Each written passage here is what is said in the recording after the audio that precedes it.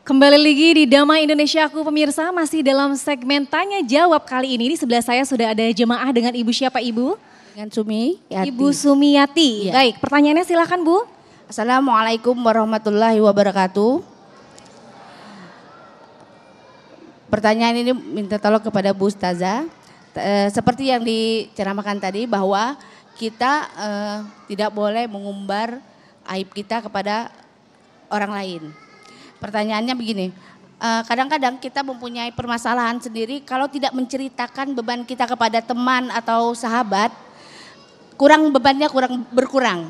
Nah, kira-kira gimana pencerahannya Ustazah? Baik. Assalamualaikum warahmatullahi wabarakatuh. Waalaikumsalam warahmatullahi wabarakatuh. Ustazah mungkin curhat ya Ustazah ya. Ustazah kalau nggak curhat tuh ada unek-unek bagaimana nih Ustazah solusinya? Baik, Masya Allah, bagus ya pertanyaannya dan ini pasti mewakili pertanyaan semuanya nih ya. Kalau curhat boleh nggak sih gitu ya? Karena kelihatan nih wajah-wajah yang suka curhat kayaknya nih ya. Masya Allah. Kita makhluk sosial ya, kita membutuhkan orang lain.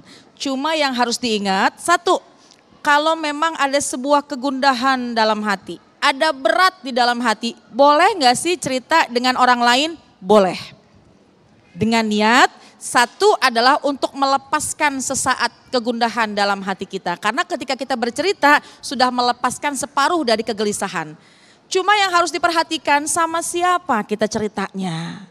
Jangan sampai satu, curhatnya ceritanya sama lawan jenis.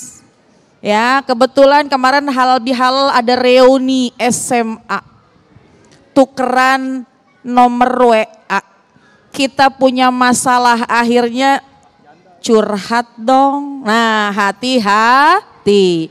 Yang kedua, kalaupun memang sesama jenis, perempuan-perempuan, laki-laki silakan. Tapi lihat, mohon maaf, apakah dia suka untuk mengumbar juga aib. Baik aib dirinya ataupun apalagi aib diri sendiri, apalagi aib kita. Kita pilih dulu nih teman yang sekira-kira kalau kita cerita enggak kemana-mana. Dikhawatirkan tujuan kita bercerita untuk melepaskan sedikit masalah, melepaskan sedikit kegundahan, hilanglah sedikit masalah, akhirnya timbul masalah baru, bisa fitnah kemana-mana. Naudzubillah min dzalik. Curhat yang paling baik adalah pertama kepada Allah.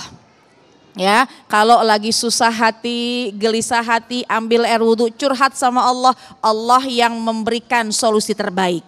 Tapi boleh kita pun juga curhat kepada manusia yang dimana sekira-kiranya dia bisa memberikan solusi terbaik kepada kita. Siapa diantaranya? Para guru-guru atau kita curhat kepada orang yang memang tahu akan ilmu agama atau paling tidak yang bisa menenteramkan hati kita.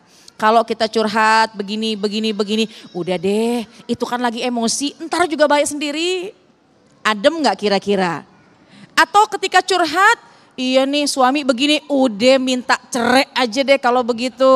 Naudzubillah min dzalik. Akhirnya pengen mendapatkan ketenangan, pengen mendapatkan ketentraman. Bahkan mungkin bisa mendapatkan solusi terbaik sesuai dengan syariat. Karena curhatnya dengan cara yang salah, dengan orang yang salah, akhirnya timbul masalah yang baru. Lagi-lagi boleh kita bercerita untuk menghilangkan sedikit kegundahan. Tapi yang paling istimewa adalah kita curhatnya kepada Allah. Karena kalau kita curhat kepada Allah, satu, minim sekali dan bisa dipastikan aib kita nggak akan kebuka kemana-mana. Karena namanya manusia, kita cerita sama temen nih, mohon maaf, yang memang kita udah percaya banget deh.